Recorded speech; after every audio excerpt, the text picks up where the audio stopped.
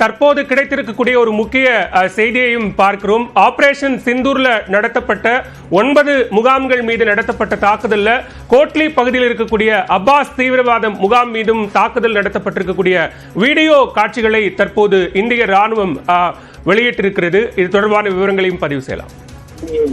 நிச்சயமாக பாலா, அதாவது 9 தீவிரவாத முகாம்கள், 9 தீவிரவாத முகாம்களுமே தீவிரவாதிகளுக்கு பயிற்சி அளிக்கும் ஒரு முகாம்களாகவும் தீவிரவாதிகளுடைய அடைக்கலம் தரும் ஒரு முகாம்களாகவும் இருந்தது மிக முக்கியமாக பார்க்கப்படுகிறது. இந்த கோட்லி முகாம் என்பதை பொறுத்தளவில் இந்தியாவின், அதாவது பாகிஸ்தான் ஆக்கிரமிப்பு காஷ்மீர் பகுதியில் இருக்கக்கூடிய ஜெய்ஷ் இ முகமது அமைப்பினுடைய ஒரு பயிற்சி முகாமாகும். மிக முக்கியமாக எல்லை தாண்டிய ஒரு தீவிரவாதத்தின் லான்ச் பேடாக இந்த ஒரு முகாம் பயன்படுத்தப்பட்டு வந்த நிலையில்தான் அந்த மீதான தாக்குதல் நடத்தப்பட்ட காட்சிகள் தற்பொழுது வெளியாக இருக்கின்றன. பாகிஸ்தான் ஆக்குபைடு, அதாவது பாகிஸ்தான் ஆக்கிரமிப்பு காஷ்மீரில் இருக்கக்கூடிய இந்த ஜெய்ஷ் பயிற்சி முகாமை பொறுத்தளவில் இந்தியாவினுடைய எல்லையிலிருந்து சுமார் 10 கிலோமீட்டர் தொலைவில் அந்த ஊருக்கு அப்பால் அமைந்துள்ளது மிக முக்கியமாக பார்க்கப்படுகிறது. பல்வேறு முக்கிய தீவிரவாதிகள், ஜெய்ஷ் இ முகமதுடைய மூத்த தலைவர்களும் இங்கு சென்று பார்வையிட்டு வந்ததாக கூறப்படும் நிலையில்தான் இங்கு பாகிஸ்தானுடைய குறிப்பாக ராணுவத்தினுடைய பயிற்சியும் ஒரு காலத்தில் அளிக்கப்பட்டு வந்தது என்ற ஒரு தகவலும் கிடைக்கப்பட்டது. அந்த ஒரு முகாம் மீது, அதாவது மார்க்கஸ் அப்பாஸ் என அழைக்கப்படக்கூடிய கோட்லியில் இருக்கக்கூடிய அந்த ஜெய்ஷ் இ முகமது அமைப்பின் தீவிரவாத முகாம் மீது நடத்தப்பட்ட தாக்குதல், அதன் பிறகு அந்த கட்டிடம் என்பது தரைமட்டமாக்கப்பட்ட அந்த காட்சிகள் தற்பொழுது வெளியாகியுள்ளது. அதைத்தான் நாம் காட்சிகள் பார்த்து வருகிறோம். பாலா, சுசித்ரா, பஹல்காம் தீவிரவாத தாக்குதலுக்கு பிறகு கிட்டத்தட்ட 15 நாட்கள் தொடர்ச்சியாக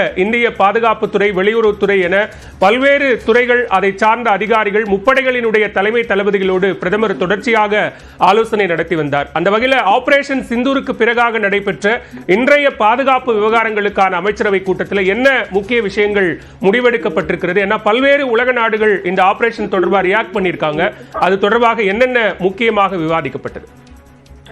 நிச்சயமாக பல பல்வேறு, அதாவது ஆலோசனை கூட்டங்கள் ஆபரேஷன் சிந்தூருக்கு பிறகு நடைபெற்ற முதல் அமைச்சரவை கூட்டம் இன்று காலை 11 மணிக்கு நடைபெற்றது என்றுதான் கூற வேண்டும். மிக முக்கியமாக இந்த கூட்டத்தை பொறுத்தளவில் பல்வேறு நாடுகளுக்கு என்னென்ன தகவல்கள் இந்த ஆபரேஷன் சிந்தூர் தொடர்பாக வழங்கப்பட வேண்டும், அந்த நாடுகள் மற்றும் இந்தியாவிற்கான ஆதரவு எவ்வாறு உள்ளது, அவர்களுடைய நிலைப்பாடு என்ன என்பது குறித்த பல்வேறு முடிவுகள் எடுக்கப்பட்டுள்ளது மிக முக்கியமாக பார்க்கப்படுகிறது. ஐநா சபையிலிருந்து ஒருவேளை கேள்விகள் என்பது கேட்கப்படும் பட்சத்தில் அதில் வழங்கப்பட வேண்டிய விளக்கங்கள் என்ன, அது மட்டுமல்லாமல் ஆபரேஷன் சிந்தூர் செயல்பாட்டினுடைய அந்த ஒரு செயல்பாடு எவ்வளவு தாக்கம் இருந்துள்ளது, அதனுடைய 100% ஒரு அஃபோர்டபிலிட்டி இருந்துள்ளதா, அக்சசிபிலிட்டியும் இருந்துள்ளதா என்பது தொடர்பான ஒரு ஆலோசனையும் அவர்கள் முன்னெடுத்துள்ளார்கள். அந்த ஆபரேஷன் சிந்தூரினுடைய தாக்கம் என்பது 100% இருந்ததாக இன்றைய பாதுகாப்பு விவகாரங்களுக்கான அமைச்சரவை கூட்டத்தில் பிரதமர் உள்ளிட்ட அதிகாரிகள் ஆலோசித்துள்ளது மிக முக்கியமாக பார்க்கப்படுகிறது. ஆபரேஷன் சிந்தூருடைய அடுத்த கட்ட நகர்வுகள்